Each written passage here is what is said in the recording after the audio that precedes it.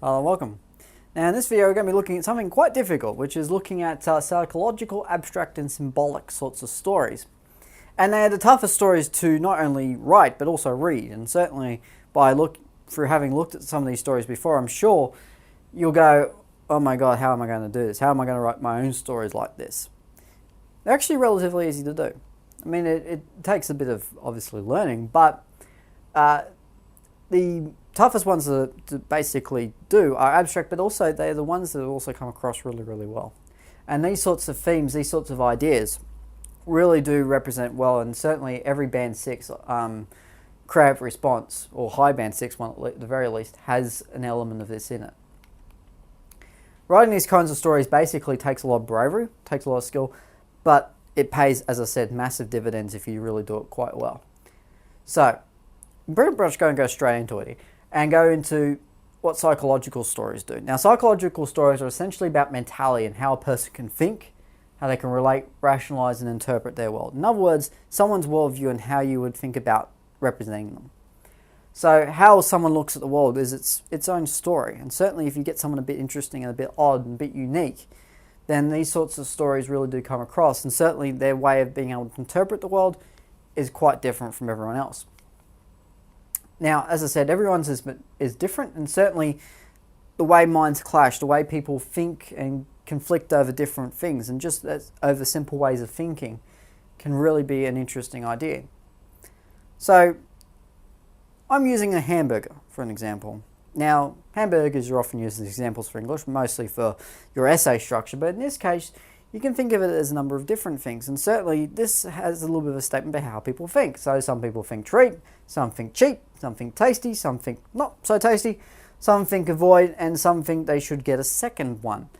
I mean, if you showed that image of a hamburger to 10 different people, you get 10 different responses, and all those would probably feature.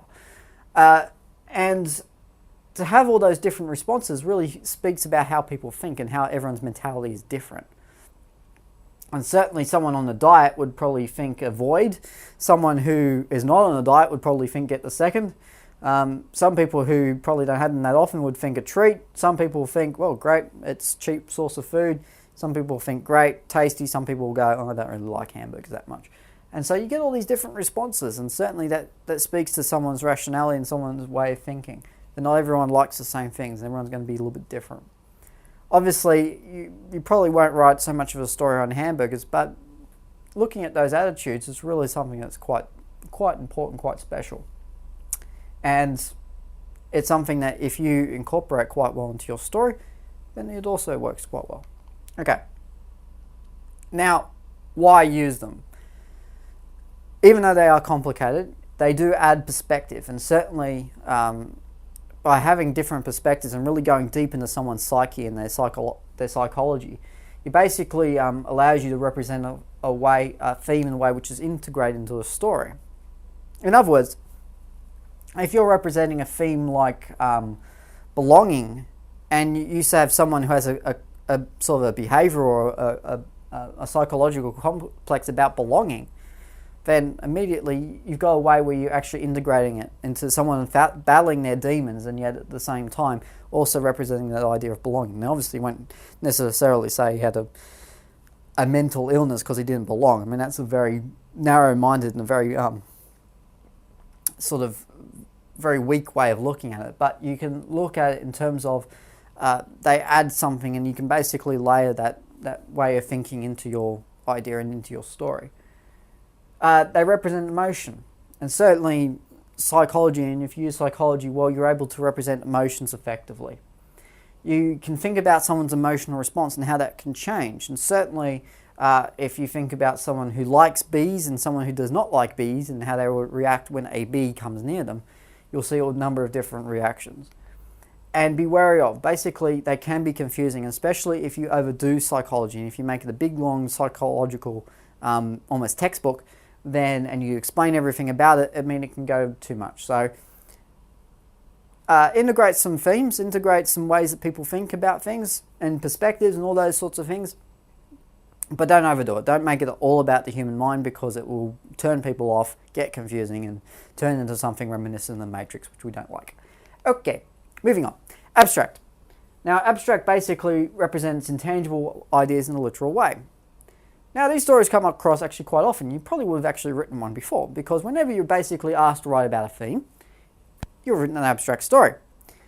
Unfortunately, most of the stories which are abstract stories are written rather badly, in that they take a very literal representation of that idea and write all about that. So, if you're writing a story representing freedom, for instance, your story needs to represent what it means, but the difficult aspect comes in basically representing it in an interesting way. And that most people, when they go freedom, they'll go Viva the Revolution and have a big long war and conflict and everything else like that, and it all ends with people getting their freedom. Whereas freedom could mean a number of different things. So to represent it in an interesting way means that you don't go via someone who's in a cage or someone who's in war sort of freedom, but you actually think about another way of representing it. Now, I'm not going to go and rail off ideas here, but think about it. Think about what other things people can be free from. And certainly there are times where people can be feeling like they're lacking freedom in a society which is completely free, really. So to basically put that in perspective, you can represent it in a number of different ways and not the same old ways which have been done 1,000 times before. So think about it. Be careful with what you choose, and certainly think very carefully about what you do end up choosing. Okay, so what basically makes it effective? First of all, explore it deeply. You don't go to the basics, you go to the heart of the idea. You give some insight about it. So to achieve freedom, we need to sacrifice some things that make us free. All right, that's an interesting thing. It's a paradox. I mean, to say that we have to sacrifice freedoms to make ourselves to give ourselves freedom it's an oxymoron. It seems ridiculous, and yet it's absolutely true. If we have a free society, for instance, we must sacrifice some things like being able to hunt down and kill each other, because it's not exactly, you might that doesn't make a free society. Well, that is freedom. If you can do whatever you want, if that's the definition of freedom, by allowing everyone to do whatever they want means that people are going to really struggle to do what they want. So we need to sacrifice some of those things, which means that most people can do most of the things that they want, and we'll call it freedom anyway. So it sort of gives a bit of an insight into the idea, where it's actually going into the heart of it, rather than just saying, well, we're free now, and we will always be free because we won. The end. I mean, going beyond what is not necessarily saying you have to keep going until you're absolutely 100% free, because that's never going to happen. But bringing home some home truths about it, and basically breaking through the cliches and the stereotypes, and actually really going deeply into it.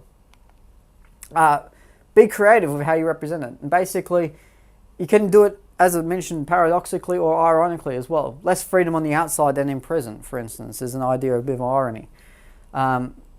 And that they feel that there's almost more rules on the outside than there are in prison, for instance. That's an example of an ironic way of looking at an abstract theme of as I said, freedom. So to have that almost that ironic or paradoxical sort of thing means that not only are you exploring it in a different way, but you're also adding, I guess, a bit of humour to it as well. And you can certainly do these with a bit of humour. You can certainly do these with a lot of insight, and certainly representing the idea that way is a way that you basically really are showing a depth and a power to use ideas well. And avoid cliche. Basically, as I said, avoid the revolution, a battle against an oppressive leader sort of thing, because it's been done 1,000 times. We're bored of it. I speak for all teachers in the world when I say we're really bored of it, so please don't. Okay, moving on. Symbolic. Okay, now this is the last area we're going to look at. Basically, symbolic stories represent ideas using metaphor and allegories, which, those sorts of things really sort of represent stories in not so much a way where we're focusing on things literally, but we're focusing on them in terms of their symbolic value, in terms of their the metaphors that they represent and different things that they could possibly mean.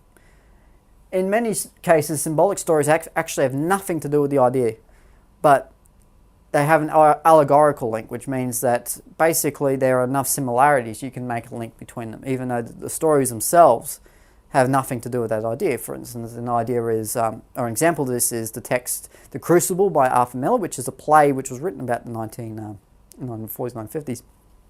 And it is about basically communism, but it isn't set anywhere near the time of communism. It's set in witch burning times in Pilgrim America. So, but it features a number of the similar sorts of ideas, and basically it's a giant allegory for what was happening at the time, which was basically hunting down people who might have been communist sympathizers. So it's basically representing it through its symbolic value, and essentially that the symbolic value of the witch hunt was basically like hunting down communists. There's another example. They can represent either literal or abstract concepts. They don't always have to represent abstract ideas. They can represent some quite literal ones. And a story about obesity could be basically about a number of things, for instance. Now, obesity is pretty much it's an abstract concept in the sense that it's a name that we give for someone who is quite overweight.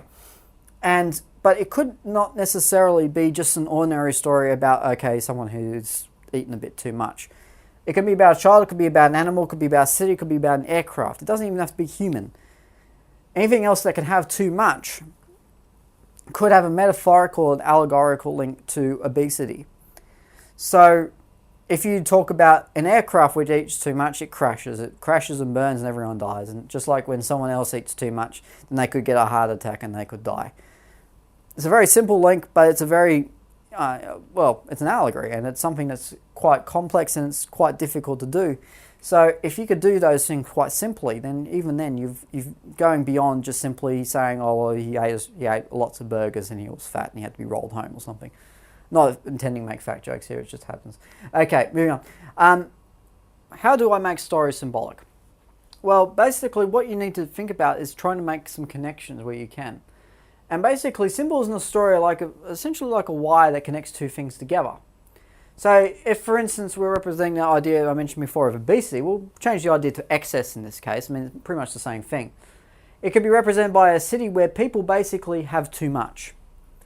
So your city is your wire that almost crosses the two things. So it's the symbolic. It's the symbolicness of the city. And you can represent it by various things in that city where it shows why people and how people have too much. So basically those two things together allow a story to come across symbolically. And depending, of course, on how you put it in there. I mean, if you just say it's a city that has too many people in it, it's not going to come across symbolically unless you make it a lot basically about the sorts of things where it's almost like things exploding. Connotation, basically try and include some symbols which already have that sort of connotative meaning. For instance, a bull has a lot of connotative meaning. If you were to compare something or someone to one, it has a connotation to strength, boldness, short-sightedness, all those sorts of things, hard-headedness, almost stupidity at times. So, to have that symbol in there straight up basically gives a lot of things and also adds all the connotations that people get when they think of a bull, as they think of something as a big lump of meat that likes to charge heavily at things. So to have all those things together really, just through that one word, it means you can tell a whole another story almost through that one thing. And the one thing is, of course, don't tell us what the symbol actually means. If you're saying, well, the city in this story represents blah, blah, blah, don't tell us that. Allow it to come through. Don't do anything like that. Just allow the symbols to come through naturally. Don't worry people don't get it. Don't worry people don't pick it up. They may not. But the thing is, as long as you've got it in there, you're thinking about things abstractly, and you're certainly thinking about using things metaphorically, which means you don't need to really think about whether or not people can basically recognize it as a symbol or not. As long as you have it in there, you're using enough metaphor and allegory anyway. So you really don't need to worry about if it comes out or not. Okay, moving on. The summary. And in summary, you need to use psychology to explore how people think. And certainly, as I said before, it's a really strong way to really go very deeply not only into your characters, but also into the heart of the themes of the story. Abstract stories represent intangible ideas. So think about what sort of ideas you are trying to represent, and think about new and unique ways of doing it. And finally, symbolic stories are ones that basically have allegory or metaphor in them. And so you can use those allegories and metaphors to create some sort of mood or feeling that basically represents a theme through not just the literal sense, but also does it in a way where people can imagine and so draw links between things. It's like a puzzle they solve. And that's basically it. So through that, we get a number of powerful techniques. We get basically, if you use any of those things, or even use a combination of all those things, what you're really showing is that you really understand what it means to tell very deep stories, and certainly very meaningful stories. They have stories that don't just permeate an idea or something of the time, but you're actually really able to go very deeply in the heart of an idea or a matter. It's why a lot of stories, particularly things like Shakespeare and even the classic texts that you read, are still around. It's because of the fact that they explore all of these ideas, and that all of these things, these real insights, are at the heart of the human experience, and not necessarily restricted to one age or the other. They're something that would be true in 1,000 years' time. And so all those things put together basically means that you've got a story which basically goes to the heart, but also crosses all generations. And don't forget, you are trying to cross a generation when you're writing a story for a marker. And they're not going to get every cultural reference you make, but they are going to get every psychological and abstract one. And they are going to certainly be impressed by you exploring it in real depth and really showing that you understand the idea, not just in a simple sense of saying that this idea means this, but this idea really can mean a lot to some people or to others. Anyway, that's about it for psychological, abstract and symbolic themes. Until next time, I'll see you later.